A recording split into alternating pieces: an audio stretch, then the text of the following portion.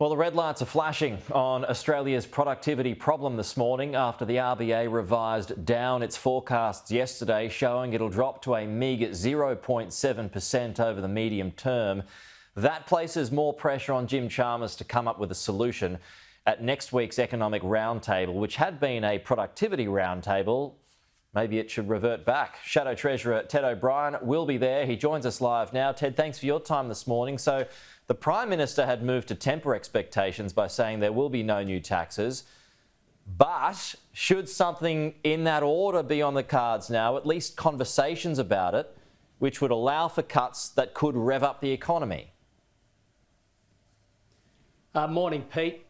Well, you don't improve people's living standards. You don't improve productivity by raising taxes. That's my key message to the Prime Minister and Jim Chalmers. Now, everybody knows the Treasurer and the PM, that they're arguing at the moment about what the summit's all about. Is it about productivity? Is it about taxes? I mean, what is it about? So we'll have to wait to see next week who wins that argument. But we need to grow the economic pie, and the government needs to stop its spending spree. That's really the big takeout from the Reserve Bank's discussions yesterday. Yeah, so is this the price, this lack of productivity, is this the price that we are paying now for big government and increased spending? Pete, it is. And what we've seen in the economy is it's really the non-market sector. In other words, it's big government. The government keeps spending. So to give you an idea of how much, the government this year will spend $160 billion more than the budget was when they inherited government just over 3 years ago. So they are just pouring more and more money into the economy. Inflation has gone up. Now that it's coming down, there's no productivity. So productivity has gone backwards by 5% under their watch.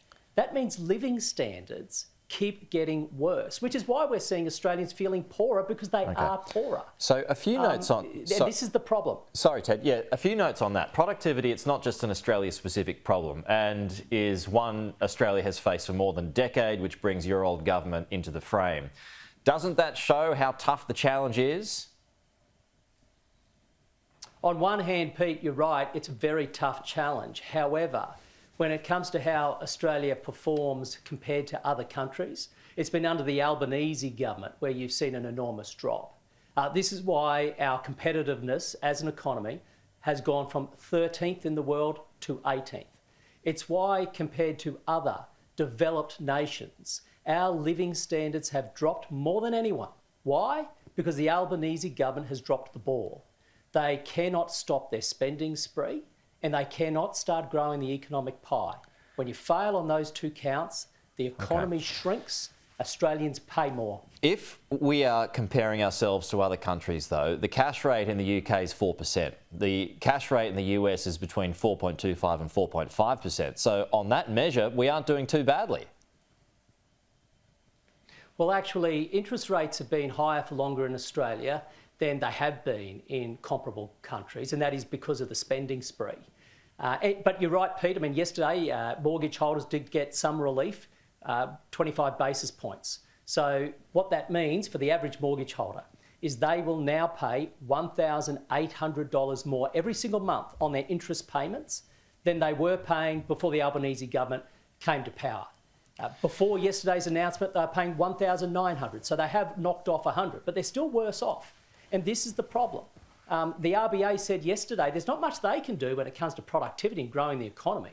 They've done what they can do to reduce interest rates, but they've said there's not much further we can go.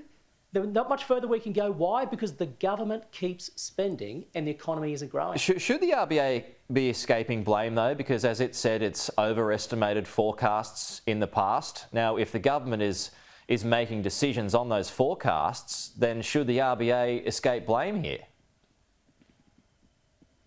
Well, look, I mean, the RBA is an independent body. I think they have been doing a good job. What they made very clear yesterday is they have downgraded those forecasts you just mentioned now. I mean, they've knocked off around about almost a third of their forecast for productivity. again, living standards for everyday Australians will get worse. Now, they can use monetary policy, they can try to get the cash rate down with inflation, but what they can't do is they can't control the government spending spree. They can't themselves grow the economy, and they're stuck. And they've made that very clear yesterday, and all the major economists agree with them. So give us one point that you'll put forward at the round table next week. Well, of course, I'll be doing, as the shadow treasurer, what the treasurer is doing on behalf of the government, I do on behalf of the opposition. That is, I'll be listening to the ideas that are brought forward. Okay. There's only one idea that the treasurer has put on the table, and that is to tax the unrealised capital gains in super funds. So here's my idea. Don't tax unrealised capital gains. Okay, so what about one point to address productivity though? Just give me one argument that you've got in your mind that will help tackle or will help boost productivity in this country. Number one, you cannot raise taxes to boost productivity and living standards. Number two, you cannot increase the cost of doing business in this country if you want to improve productivity and raise living standards. And three, you cannot raise the burden on future generations through increasing debt if you want to raise living standards and improve productivity. They're the three things that this government is trying to do, and next week we need to make sure that is avoided. Okay, that's the Shadow Treasurer, Ted O'Brien. Thanks for your time this morning, Ted.